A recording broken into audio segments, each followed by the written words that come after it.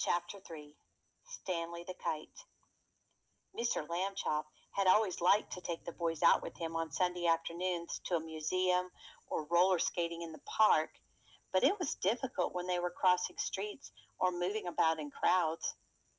Stanley and Arthur would often be jostled from his side, and Mr. Lambchop worried about speeding taxis or that hurrying people might accidentally knock them down. It was easier after Stanley got flat. Mr. Lambchop discovered that he could roll Stanley up without hurting him at all. He would tie a piece of string around Stanley to keep him from unrolling and make a little loop in the string for himself. It was as simple as carrying a parcel, and he could hold on to Arthur with the other hand. Stanley did not mind being carried because he had never much liked to walk. Arthur didn't like to walk either, but he had to. It made him mad.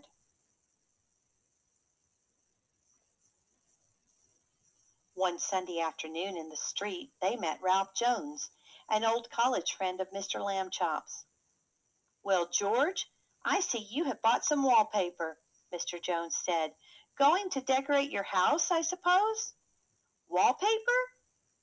said Mr. Lambchop. "Oh, no, this is my son Stanley." He undid the string and Stanley unrolled. "How do you do?" Stanley said. "Nice to meet you, young fellow," the man said.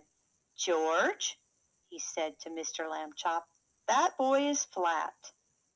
"Smart, too," Mr. Lambchop said. "Stanley is third from the top in his class at school." "Phooey," said Arthur. "This is my younger son, Arthur," Mr. Lambchop said, "and he will apologize for his rudeness." Arthur could only blush and apologize. Mr. Lambchop rolled Stanley up again, and they set out for home. It rained quite hard while they were on the way. Stanley, of course, hardly got wet at all, just around the edges. But Arthur got soaked. Late that night, Mr. and Mrs. Lambchop heard a noise out in the living room. They found Arthur lying on the floor near the bookcase. He had piled a great many volumes of the Encyclopedia Britannica on top of himself. "Put some more on me," Arthur said when he saw them. "Don't just stand there. Help me."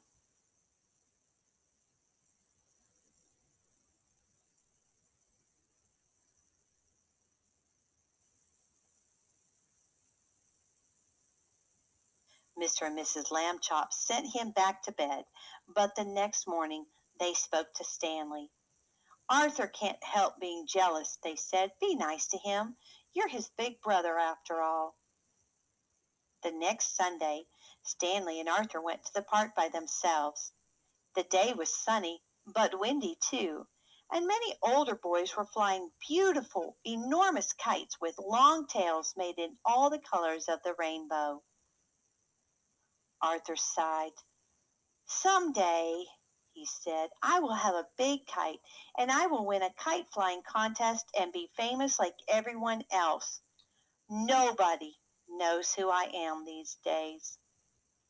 Stanley remembered what his parents had said. He went to a boy whose kite was broken and borrowed a large spool of string. "You can fly me, Arthur," he said. "Come on." He attached the string to himself and gave Arthur the spool to hold. He ran lightly across the grass, sideways to get up speed, and then he turned to meet the breeze. Up, up, up, up went Stanley, being a kite. He knew just how to manage on the gusts of wind. He faced full into the wind if he wanted to rise, and he let it take him from behind when he wanted speed. He had only to turn his thin edge to the wind, carefully, a little at a time, so that it did not hold him, and then he would slip gracefully down toward the earth again. Arthur let out all the string, and Stanley soared high above the trees, a beautiful sight in his red shirt and blue trousers against the pale blue sky. Everyone in the park stood still to watch. Stanley swooped right and then left in long, matched swoops. He held his arms by his sides and zoomed at the ground like a rocket and curved up again toward the sun. He side-slipped and circled and made figure eights and crosses and a star. Nobody has ever flown the way Stanley Lambchop flew that day. Probably no one ever will again. After a while, of course, people grew tired of watching.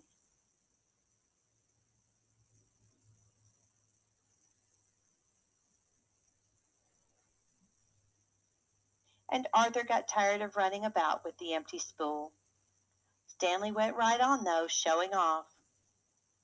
3 boys came up to Arthur and invited him to join them for a hot dog and some soda pop. Arthur left the spool wedged in the fork of a tree. He did not notice, while he was eating the hot dog, that the wind was blowing the string and tangling it above the tree. The string got shorter and shorter, but Stanley did not realize how low he was until leaves brushed his feet, and then it was too late. He got stuck in the branches. 15 minutes passed before Arthur and the other boys heard his cries and climbed up to set him free. Stanley would not speak to his brother that evening, and at bedtime, even though Arthur had apologized, he was still cross. Alone with Mr. Lambchop in the living room, Mrs. Lambchop sighed and shook her head. "You're at the office all day having fun," she said. "You don't realize what I go through with the boys. They're very difficult." "Kids are like that," Mr. Lambchop said. "Phases. Be patient, dear."